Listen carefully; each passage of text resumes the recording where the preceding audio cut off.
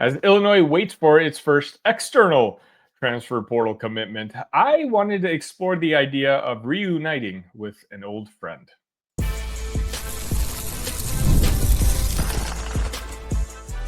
You are Locked On Illini, your daily podcast on the Illinois Fighting Illini.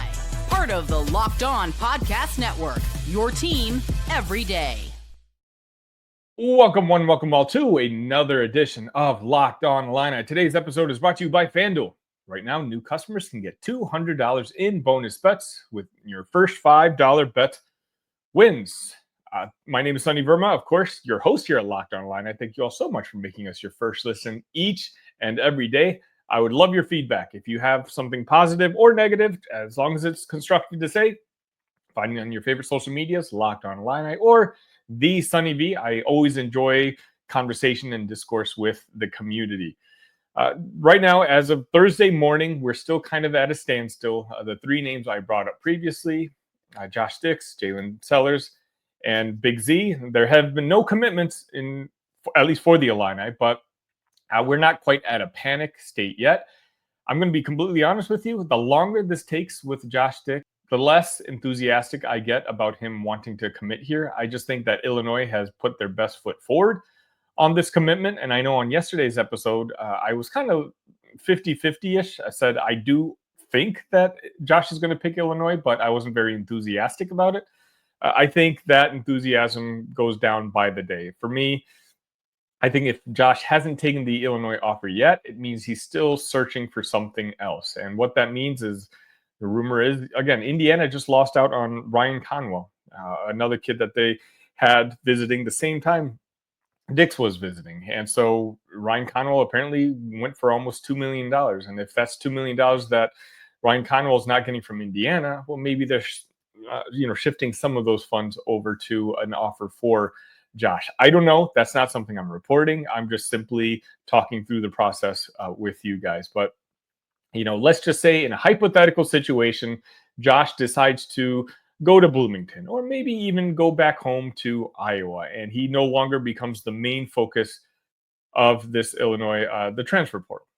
Who's next? And now I'm going to be very upfront about this. I have zero intel on this. This is simply one of those thought exercises I wanted to have with the community, with the listeners and the commenters.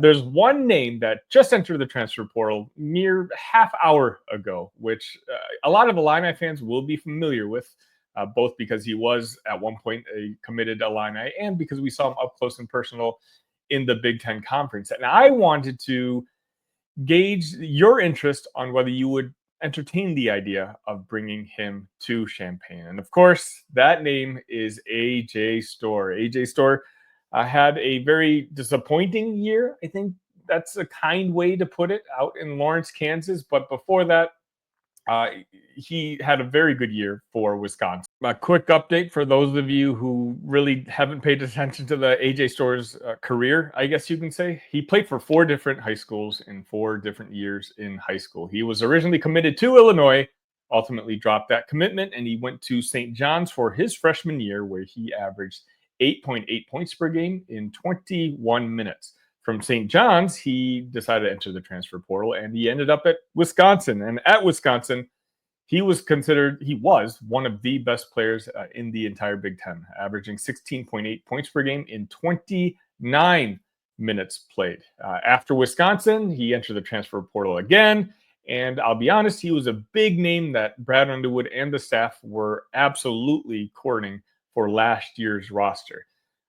AJ was born in Illinois. He has those Illinois ties. Obviously, again, the relationship was there from high school when he had originally committed to the Illini. But from what we've heard, extracurricular activities that weren't exactly involving basketball got involved when it came to NIL and what his expectations were when he came to Illinois. And Brad and the staff, and I want to be clear, Brad and the staff decided to kind of move on from the AJ Storr and kind of focus on different and other players. But AJ Storr landed on his feet. He landed at Kansas. He made a pretty bag, let's just put it that way. But he struggled, averaging only 6.1 points per game in little under 16 minutes per game. So I asked the question, AJ Storr, we've seen what kind of production he can have in the Big Ten Conference. Is it worth, hypothetically speaking, AJ Storr made a lot of money last year at Kansas. He struggled. Now, his struggles may not have necessarily been his own fault, right? Kansas did not play AJ Storr the way Wisconsin played AJ Storr. AJ is the type of player where you kind of give him the ball, let the defense gravitate towards him, let him play make, and then he will find other shooters. Similar to kind of what we had with Terrence Shannon Jr. 2 years earlier. In fact, he reminds me a lot. He was one of my ideal candidates when I knew Illinois was interested in AJ. I thought that AJ could be a very suitable replacement for what Terrence had given us just a year before. In my opinion, I even talked about it on my other show, Illini Cast, that he could kind of just slide right into that role. With the Jayhawks, AJ Storr kind of became a guy who stood at the corner and waited for an open shot, waited for the ball to come to him. Again, that has a lot to do, in my opinion, with his struggles. You can't put a square in a circle hole, right? I mean, that's just simple logic. Basketball itself, everyone has skill sets. Everyone is good at certain things on the basketball court. Whether this is just a misfire on Bill Self's part, again, they have money. Kansas is never short of money. So them offering AJ Storr a bag is not a big deal. Was this a misfire when it comes to just talent evaluation by Bill Self? Or was this just one of those, hey, let's get AJ in the locker room and we'll figure things out, which they ultimately never did. Now, again, AJ is a name that's very controversial when it comes to college basketball, just because of the story I essentially just told you all. The idea of him coming to Champaign, to me, I admit I'm kind of intrigued about it if I didn't know it was AJ. If you're just letting me watch his game tape and see the type of player he is, look, I think next year's team with the return of Kylan Boswell, the return of Ty Rodgers, and potentially Tomislav Ivicic, I think having those foundational pieces is something I'm very optimistic about for next season. But I've said this before on this channel. What the team really lacks as of now for me is a true bona fide star, superstar. Now, maybe Dame Sarr is going to be that star, but maybe not. He's got blue blood colleges chasing him, and there's a chance he may just go straight into the NBA draft. I'm hoping to cover that later on this week. So right now, let's just say you have Kylan making the progress he does into a very good senior point guard. Tomislav makes a second-year bump. Again, who is that star, especially if Josh Dix decides to commit elsewhere? And again, I'm being truthful with you. I really like Josh, and I talked about it on yesterday's episode. I want Josh Dix to commit to the Illini because I think he's perfect for this offense. Having said that, I don't know if he's the best player on a championship team. I think AJ Storr could be the best player on a championship team. If, let's just say, Josh Dix is making $2 million at, let's just say, hypothetically, Josh Dix is getting offers for $2.5 million. And AJ Storr has now been humbled a little bit when it comes to his expected NIL. And let's just say he drops the baggage that came around a year ago that when it comes to his demands. Let's say he's dropped all that. He's realized he's got 1 year left in college basketball. He just wants to put himself in the best opportunity to maximize his skills to hopefully make it to the next level. I think Illinois would be a fit. I think Illinois could use a guy with AJ Storr's star potential. Now, again, I'm not even remotely reporting that this could happen. I'm simply being very open and upfront with you, and that this is just a conversation I'm having as we wait to find out if Illinois has any commitments over the next couple of days. Keep in mind, it's a dead period. I just think AJ's game will suit really, really well to a guy like Kylan Boswell with him, Tomislav. AJ's defense is not all that great, and something that, again, will need to be worked on. But the kid is 6'5", I believe 190 pounds. So he's got good size. And again, he's kind of a better version of Jalen Sellers that Illinois is absolutely in the recruitment for. Now, if we can get two guys like that, have AJ Storr start, and then maybe Jalen Sellers coming off the bench, I'm starting to really like what this team looks like. Now, I know this would be extremely controversial, but I do value your guys' opinion. Am I crazy? Again, I don't think that Illinois is going to pursue him. They've already had 2 roundabouts with him, both in high school and last year, as they pursued him in the transfer portal. In my opinion, Brad Underwood and staff are probably done. So I'm not reporting anything. But again, this is just hypothetically speaking. Would you be open to getting an AJ Storr to come to Champaign, let's just say at a 70% discount? Do you think that would work for next year's team? I'd love to hear your thoughts.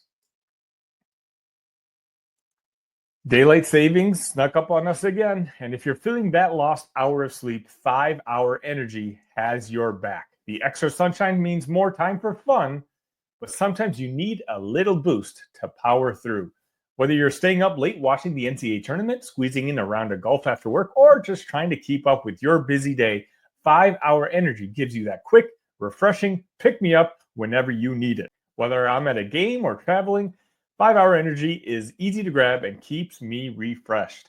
Head to 5hourenergy.com to find over 15 flavors to choose from, including watermelon, blue raspberry, and peach mango. You can even build your own 12-pack or 24-pack delivered right to your door. Need one now? Grab a 5-Hour Energy shot at your local grocery or convenience store. They're everywhere. Stock up today and stay energized.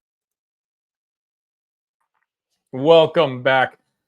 We did have another defection recently from Illinois, and that's Dra Gibbs Lawhorn, who entered the transfer portal after 2 years of playing for the Illini. He did leave a very nice note, which I'll go ahead and read for you if you didn't get to see it. First of all, I'd like to thank God for giving me the ability to play basketball at the D1 level and for allowing me to grow spiritually, mentally, and physically. Next, I would like to thank my parents, family, and fans. You guys have made it easy each and every time I lace it up and go out there to play. I did this for each of you. Finally, I would like to thank the University of Illinois for the opportunity to win a Big Ten tourney championship, Elite Eight run, and back-to-back March Madness appearances. With that being said, I have entered my name into the NCAA transfer portal with 2 years of eligibility remaining. And it wasn't just that. We did have some trolls, I guess you can say, in the comments of social media trying to egg him on to say something negative about the coaching staff. And Dre simply would not fall for it, and he would have no part of it. And he was very classy on his exit out. And after what happened just a week ago with the whole Morez Johnson Jr. situation, it was a nice sight to see. Dre, I'm genuinely sad when I say that. I'm bummed out that it did not work out, because he could have really gone down as one of my favorite Illini of all time, just because of that story, right? He was a 4-star recruit, originally committed to Purdue. Things didn't work out at West Lafayette, so he decommitted, came to Illinois. And, the enthusiasm, just the energy he always brought onto the court was very much an easy guy to root for. And he was a guy at some points this season I wish Brad would have given more minutes to, just because it looked like he was earned. It looked like he was deserving of. But unfortunately, the more you watched, you could just see that the fit wasn't there. Dre just never was able to get his shooting percentages high enough this past year. He only averaged 25.5% from three-point land. And we know under a Brad Underwood offense, that's just not going to cut it. In particular, if you are a guard. This year, he averaged 15 minutes a game, shot 44% from the field, 6 points a game. Again, he was simply one of those guys where Brad would just bring in just to kind of change, to elevate the energy maybe on the court a little bit. But as much as we wanted to see him in the rotation, it didn't really seem like his game translated all that much to at least what Illinois is going to try to do. Now, I'm going to stop mentioning the other guy's name who transferred out, but I can say that Dre Gibbs-Lawhorn is going to absolutely be a player that I'm going to be rooting for and rooting hard for success in the future, just because everything that he kind of symbolizes. Look, it's no secret that, he's got certain family members who are very vocal in their disdain for the previous program. And, during games, they'd be very out and about their certain disagreements with maybe the way DGL was being handled on the court. But you never saw that sort of reaction from Dre. And for that, I sincerely appreciate it. Dre's always been a consummate professional, a very mature kid. If I were his parents, I would be extremely proud. All the celebration videos in the locker room, DGL was always the guy with so much incredible energy. He genuinely wanted to stick it out. Okay, last year, when right around this time of the year, when the season ended, there was no way you could have told me that DGL was going to stick around for another year. Not only did he stick around, he was the only returning player from the previous season. And again, just for that reason alone, it could have been like the ultimate comeback story for DGL. But you know what? Truth be told, is I do think that Dre has the ability, the capability to go to maybe a slightly smaller school and average a good solid 13, 14, 15 points per game next year, and then really be a star somewhere his senior year. And, you know, again, there's nothing more I'm going to root more for. Like, Dre is symbolic of the type of kid that you want playing college basketball. He didn't quit on the team when essentially a lot of other people quit on the team. Just because he wasn't getting minutes, you didn't see him sulk at the end of the bench like maybe some other players from this past season. Dre gave it his all every single time he was on the court. I just talked about AJ Storr being a bad fit stylistically with Kansas and the Jayhawks this past year. I think that's all it is with DGL here at Illinois. I think he's going to have a lot of success somewhere. It's a shame it's not going to be at Illinois, but I'm saying again, I will absolutely root for him. You let me know your opinions. Are you disappointed with DGL leaving? I'm sure. Do you understand the fact that they're going to have to go in their separate ways? Have you heard any rumors about where Dre is going to be leaving? I'd love to hear your thoughts in the comments.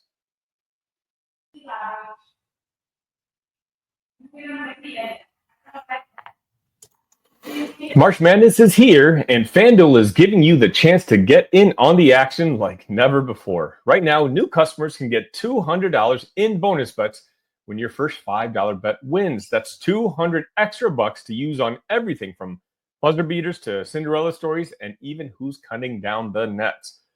With tournament games happening almost every day, there's always something exciting to bet on. The FanDuel app is simple to use, and when I win, I get paid instantly. No waiting around. So visit FanDuel.com and get in on the college hoops action all tournament long.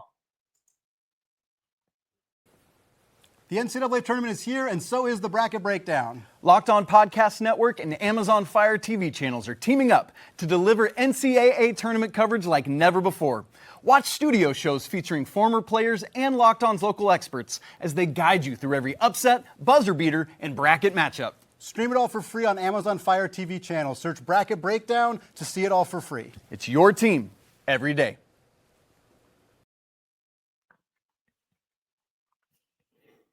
Welcome back to Locked On Illini. If you haven't joined our Discord, you need to. Okay, we're up over 160 folks, Illini fans all across the country, talking Illini each and every day. Rumors, transfer portal rumors, player retention, who might be interested, assistant coaching. All that conversation is happening in our Discord. It's happening in real time. Look, I do the show once, maybe twice a day. If you want to have a conversation with me all day long, that's where you need to find me. And the link should be in the description.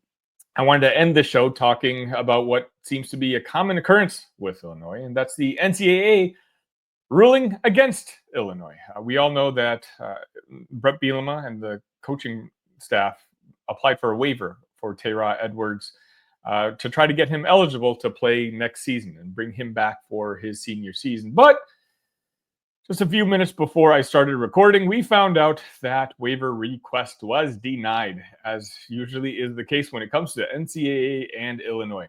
Brett Bielema released this statement. We are disappointed by the NCAA's decision to deny Terah Edwards' waiver for eligibility in 2025.